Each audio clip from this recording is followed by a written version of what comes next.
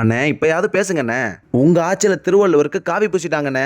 இந்த பிஜேபி ஆர்எஸ்எஸ்க்கு என்னமா தைரியம்? இப்ப டிவிக்கு எதான ஆட்சியில இருக்கு, நம்ம இஷ்டத்துக்கு என்ன வேணா செய்யலாம்னு செஞ்சுக்கிட்டு இருக்கானுங்க.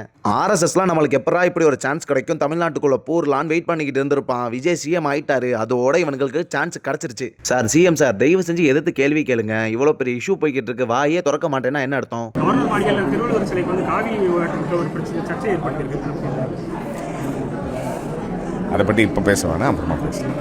தமிழ்நாடு அரசு ஜனவரியில் திருவள்ளுவர் நாளை அதிகாரப்பூர்வமாக கொண்டாடும் போது வைகாசி அனுஷம் திருவள்ளுவர் நாள் என்று புதிய உருட்டு எங்கிருந்து வந்தது என கேள்வி எழுப்பியுள்ளார்.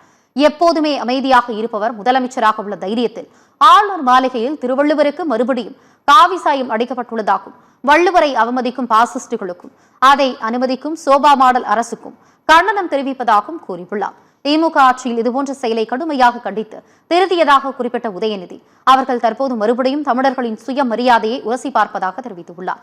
தமிழ் தாய் வாழ்த்தை முதலில் பாட டெல்லியில் அனுமதி கோரியது போன்று இந்த விவகாரத்திலும் முதலமைச்சர் பயந்து நடுங்கக்கூடாதென உதயநிதி ஸ்டாலின் விமர்சித்துள்ளார்.